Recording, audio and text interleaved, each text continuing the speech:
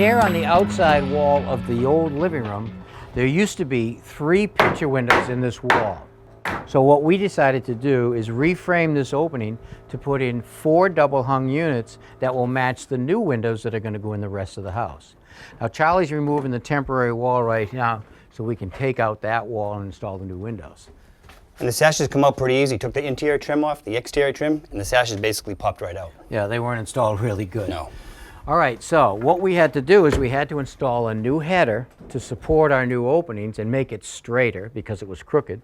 But it's an interesting framing. Above this header is another header that is much smaller. You can't see it behind the trim, but it's actually called a drop girth. Well, under that, we installed this level LVL header, and we made sure that our sill and now our jacks are all plumb and ready to accept our new windows. All right, our new rough openings are framed, and we're almost ready to install our new windows. But before we install our new windows, we want to make sure that the wall and the window is flashed correctly. So it all starts right here at the bottom of the window. And the first thing we need to install is this right here. This is actually a house wrap, a rain screen, and a ventilation system all in one. And what this does is if any moisture should collect behind the siding, which we hope it doesn't, it can run down the wall. With the ventilation system here, any moisture that collects on the back side of the siding, it can dry out.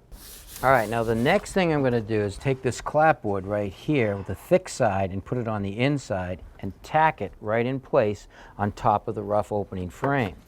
The reason we want to do that is we actually want to create a slope down. So if any water gets up under the window, it won't run in, it will run out. The next piece is simply a piece of 15-pound felt paper. And I want to make sure that it goes past the edge of the window quite a bit. I don't care how much, just make sure it's enough. All right, now the next thing I want to do is I actually want to put a counter flashing over the top of that. To do that, we're going to use a self-sealing membrane.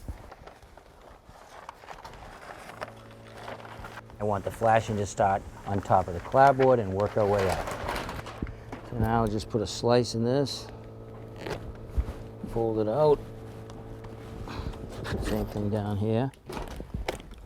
Put it down right on top of this felt paper. So now what we're doing is we're actually creating a soft flashing that will run under the window and down the wall.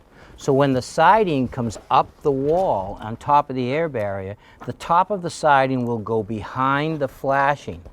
When we get to the top, the siding will go on top of the flashing. Anything that is hanging down below will be trimmed off with a utility knife, and we now have a wall that's flashed on the bottom. Okay, so now the corner at the bottom is flashed. Now we have to go all the way up to the top of the window.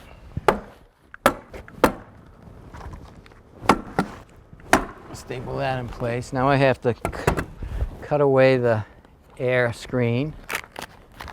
Staple it right here. Peeled away the air. I want to just cut the corner and wrap it in. All right, now the next thing I want to do is I want to install a piece of felt paper right here, and I want to make sure that it's going to be high enough for the casing. I want it to be above the top of the casing. I want it to be even with the jamb right here. I'm going to tack it all the way down the opening. And I want to tack it close to the opening. So this will flop a little bit. At the bottom, it has to go over the soft flashing that runs across the bottom. The reason is any water should migrate between the edge of the trim and the siding. It will run down on top of the siding and run out below it. All right, good. I got it. I got the top a second. Get it up inside. Let me get my flange out. Okay. All right, now I'm going to tip it out. You want to caulk the bottom. All right, I'm going to push it in. Okay, let's push it all the way to the left. Let me get a mark. Good. Go the other way. Right there. All right, so what we did is we slid the window as far left as we could and we put a mark. Now we slid the window as far right as we could and we put another mark. Now I look at that distance between the two and I eyeball it to go to the center, which puts me right about there. Now the window is centered in the rough opening. Let me check it for level. It's pretty good right there. All right, let me tack this bottom first. Okay. Got it, Charlie? Yep. I want to tack the bottom, but I don't want to nail it tight. Now we want to check the side to make sure the window's plumb. Pretty good. And tack the top. All right, now one more check. I'll check the diagonals to see if everything is still good. Oh yeah, right on the money. Now I can nail it off.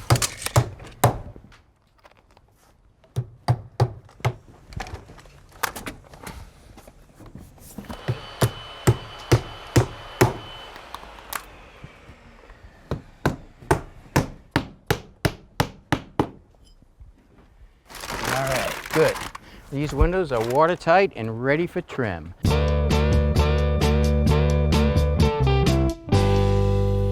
Thanks for watching.